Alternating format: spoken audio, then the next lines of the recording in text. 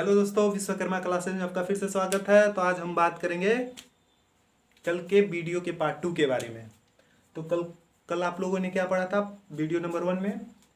Class 9 का chapter number 8 NCERT से गति। आखिर गति होता क्या है, विराम क्या होता है, विस्थापन क्या होता है, दूरी क्या होता है, चाल और वेग। ठीक है, तो आज हम क्विक रिवीजन इन सब का कर लेते हैं। विराम क्या होता है, गति क्या होता है, और विस्थापन क्या होता है, और वेग क्या होता है। ठीक है, तो चलिए हम गति के बारे में बात करते हैं। गति होता क्या है? ठीक है, यदि किसी वस्तु में समय के साथ उसके स्थिति में परिवर्तन हो रहा है तो वस्तु क्या है, गति में है। ठीक है, उसके बाद विराम में देखते हैं। विराम, आखिर विराम होता क्या है? ठीक है, यदि किसी वस्तु में समय के साथ उसकी स्थिति में कोई परिवर्तन नहीं हो रहा है तो वह वस्तु क्या है, विराम में है। क्या है, वह वस्तु विराम में है। अब बात करते हैं क्या, दूरी। किसी गतिमान वस्तु द्वारा तय की गई पथ की लंबाई को ही दूरी कहते हैं। किसी गतिमान वस्तु द्वारा तय की गई पथ की लंबाई को ही दूरी कहते हैं। उसका विस्थापन क्या होता है? विस्थापन, किसी गतिमान वस्तु द्वारा तय की गई न्यूनतम दूरी को ही विस्थापन कहते हैं। किसी गतिमान वस्तु द्वारा तय की गई न्यूनतम दूरी को क्या कहते हैं, विस्थापन कहते हैं। ठीक है, तो अब बात करते हैं चाल क्या होता है। चाल किसी वस्तु द्वारा एकांत समय में तय की गई दूरी को चाल कहते हैं। किसी वस्तु द्वारा एकांत समय में तय की गई दूरी को क्या कहते हैं, चाल कहते हैं। उसके बाद बात करते हैं क्या होता है, वेग। आखिर वेग क्या होता है? तो वेग के बारे में आप लोगों ने कल परिभाषा, मतलब इन सब का परिभाषा मैंने कल बताया है। ठीक है, तो आप लोग कल का वीडियो पार्ट नंबर 1 देख लीजिएगा, और इसका लिंक मैं डिस्क्रिप्शन दे दूंगा, तो आप प्लीज़ देख लीजिएगा। ठीक है, तो वेग के बारे में बात करते हैं। आखिर वेग होता क्या है? तो विस्थापन परिवर्तन की दर को क्या कहते हैं, वेग कहते हैं। विस्थापन परिवर्तन की दर को वेग कहते हैं। तो चलिए आज के टॉपिक पे बात करते हैं, चाल और वेग में अंतर। चाल और वेग में अंतर, चाल और वेग। ठीक है, तो देखते हैं चाल क्या होता है। चाल का सबसे बड़े, देखिए आप लोग अगर पेपर में आए, चाहे कोई भी पूछे, तो सबसे पहले चाल और वेग का परिभाषा बता दीजिएगा और उसमें अंतर बता दीजिएगा। और फिर दूसरा यह होता है कि ये कौन सी राशि है, सदिश है या अदिश है, फिर इसका मान माइनस में हो सकता है या नहीं हो सकता, इसका मान माइनस में हो सकता है या नहीं हो सकता। ठीक है, इसी चीज़ों को हम लोग इसमें डिफाइन करेंगे। ठीक है, तो चलिए देखते हैं। सबसे पहले यह चाल आप लोग को सबसे पहले बता दें, परिभाषा इसका लिख दीजिएगा। ठीक है, और इसमें भी इसका परिभाषा लिख दीजिएगा आप लोग। ठीक है, तो हम एक बार परिभाषा बता देते हैं। ठीक है, एकांक समय में किसी वस्तु द्वारा तय की दूरी को ही चाल कहते हैं। एकांक समय में किसी वस्तु द्वारा तय की गई दूरी को ही चाल कहते हैं। अब विस्थापन परिवर्तन की दर को क्या कहते हैं, वेग कहते हैं। क्या कहते हैं, विस्थापन परिवर्तन की दर को ही वेग कहते हैं। तो अब बात करते हैं दूसरा, इसका जो दूसरा होता है अंतर, वह देखते हैं। ठीक है, यह एक अदिश राशि है, अदिश राशि। ठीक है, तो यह एक अदिश राशि है। इसमें केवल परिमाण की आवश्यकता होती है। इसमें केवल परिमाण की आवश्यकता होती है।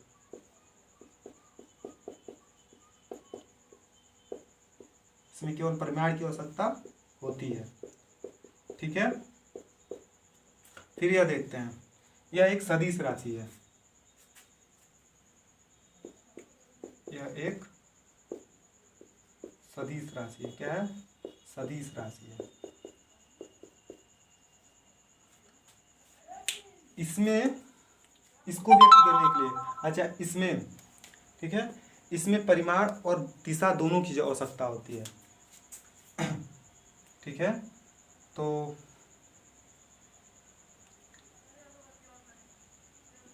परिमाण और दिशा, ठीक है, दोनों की आवश्यकता होती है। और तीसरा और सबसे लास्ट नहीं कर सकते हैं, तीसरा और भी आप लिख सकते हैं, चौथा। ठीक है, तीसरा, इसका मान, चाल का मान धनात्मक, शून्य हो सकता है। इसका मान वेग में बता रहे हैं, इसका मान ऋणात्मक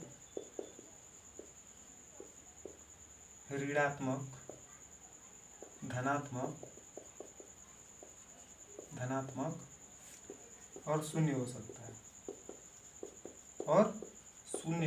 है, क्या हो सकता है? शून्य हो सकता है। ठीक है, इसका भी मात्रक क्या होता है? इसका मात्रक क्या होता है? मीटर पर सेकेंड। इसका भी मात्रक क्या होता है? मीटर पर सेकेंड। ठीक है, उम्मीद करते हैं आप लोगों को यह अंतर समझ आ गया होगा। ठीक है, अगर कोई भी इसमें मिस्टेक या कुछ भी इसमें आपको परेशानी हो तो कमेंट बॉक्स में ज़रूर दें कि इसमें यह बताना चाहिए आपको, ये नहीं बताना चाहिए। ठीक है, तो उम्मीद करते हैं आपको समझ आ गया होगा। तो अब बात करते हैं एक समान चाल और असमान चाल और औसत चाल क्या होता है।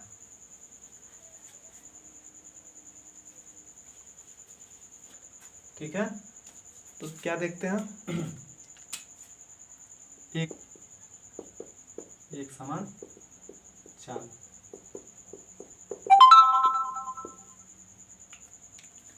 किसी गतिमान वस्तु द्वारा किसी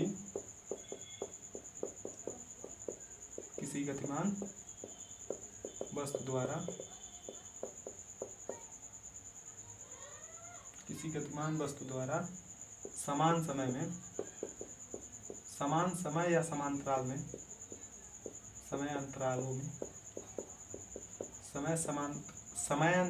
में अंतरालों थोड़ा मिस्टेक हो रही है बोलने में, प्रोनाउंसिएशन में। ठीक है, तो मजाक मत उड़ाइएगा भैया। ठीक है, समान समयांतरालों में समान दूरी तय करता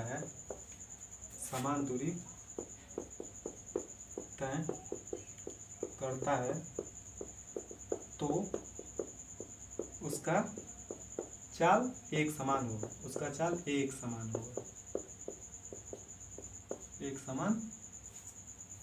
होगा। ठीक है, होगा। उदाहरण के माध्यम से समझते हैं। मान लीजिए आप ही दुकान से या चाहे दुकान से घर, चाहे घर से दुकान, घर ले लेते हैं। आप घर से दुकान गए, कहाँ गए? आप मोटरसाइकिल से, या नॉर्मल बात है भाई, सब कोई मोटरसाइकिल से जाता है। ठीक है, तो भाई सबके पास मोटरसाइकिल है। ठीक, घर से गए दुकान पे, कितने की स्पीड से? 40 की स्पीड में, 40 किलोमीटर पर आवर।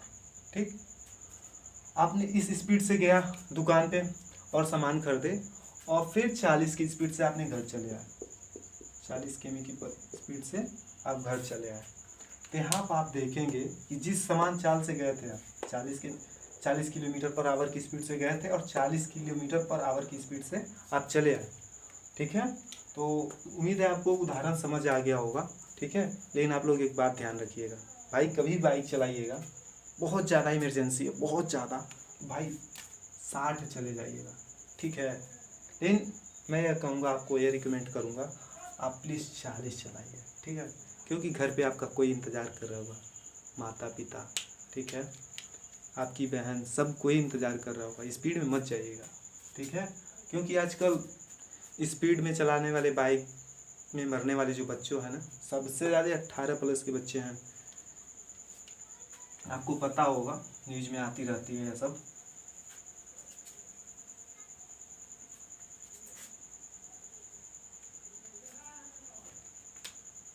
असमान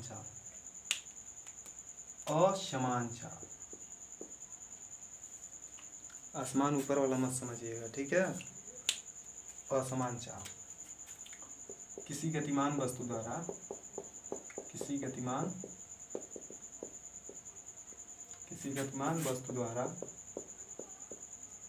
समान समयांतरालों में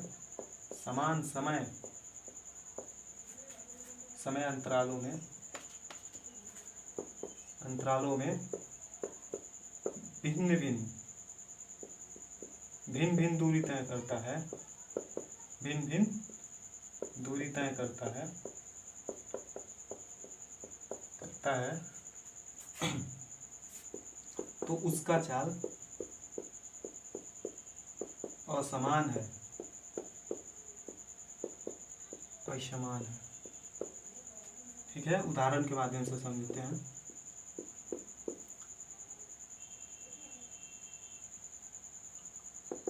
उदाहरण के माध्यम से समझते हैं। ठीक है, मान लीजिए या फिर स्कूल आप नॉर्मल स्पीड से गए, घर से आप स्कूल गए,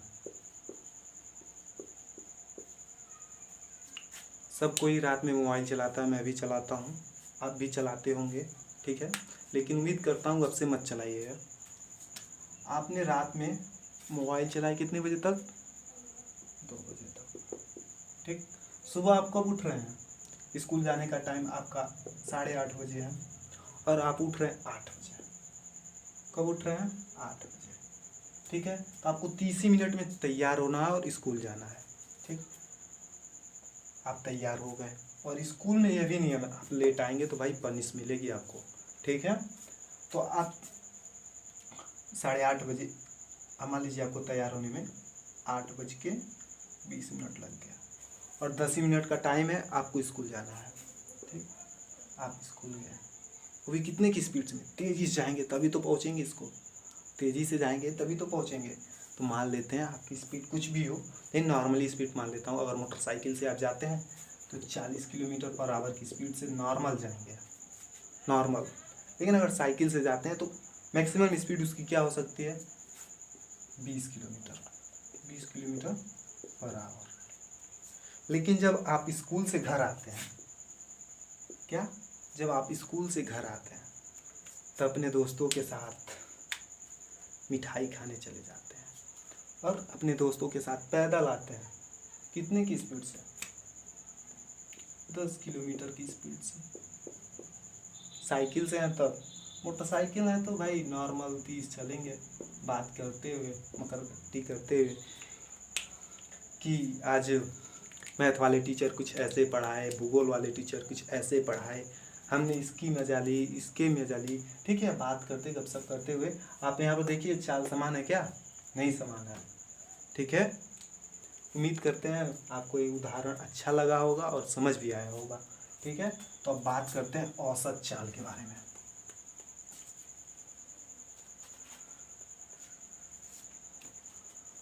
औसत चाल, औसत चाल क्या होता है? औसत चाल के बारे में देखते हैं। इसका परिभाषा, किसी गतिमान वस्तु द्वारा, किसी गतिमान वस्तु द्वारा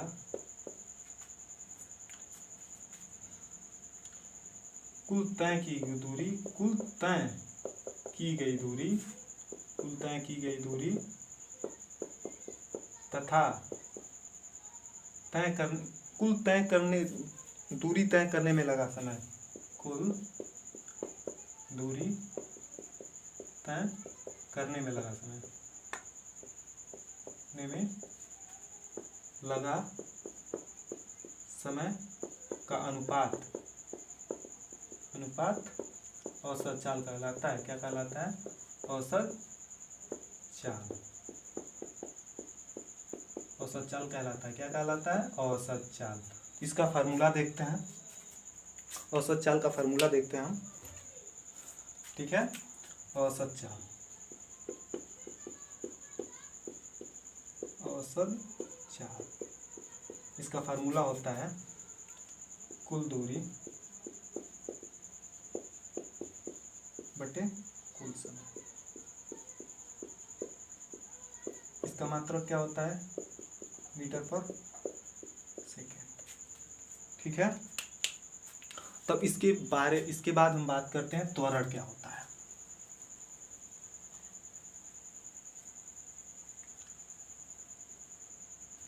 क्या? त्वरण।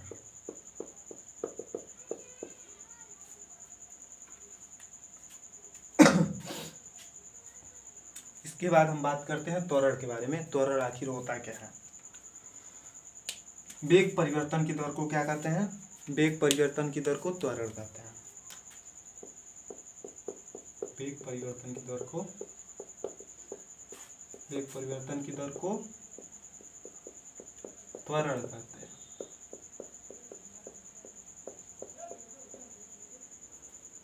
उदाहरण के माध्यम से आप समझेंगे।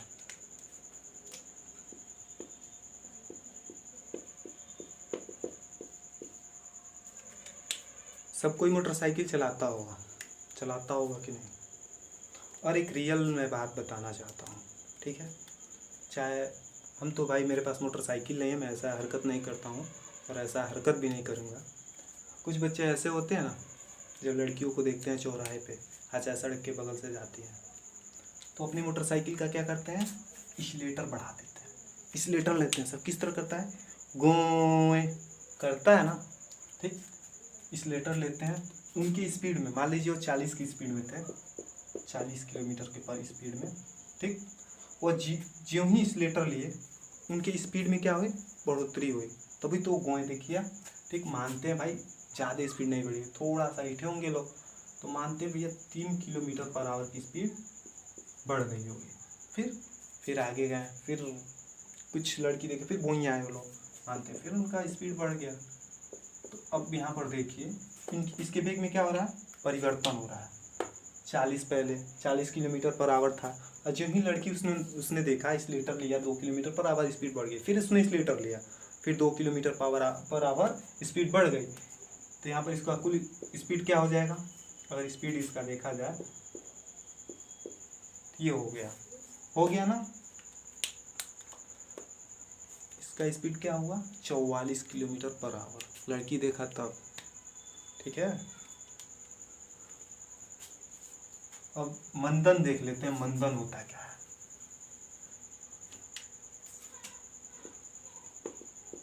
मंदन, ठीक।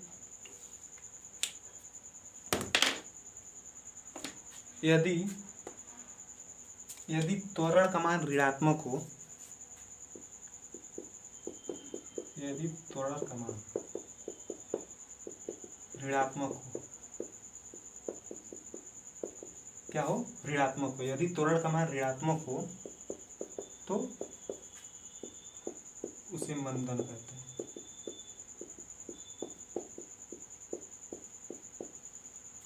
अब जैसे आप समझ सकते हैं, आप कभी ऊंचाई पे चढ़े होंगे साइकिल लेके, 4 व्हीलर लेके, मोटरसाइकिल लेके, ठीक है। मान लीजिए आप यहाँ से चढ़ रहे हैं, ठीक, गाड़ी लेके आपने चढ़ा, यहाँ पे गया, आपने गया, मान लीजिए आप बाइक क्या बोलते हैं, बस है, ठीक, आप बस से जा रहे हैं,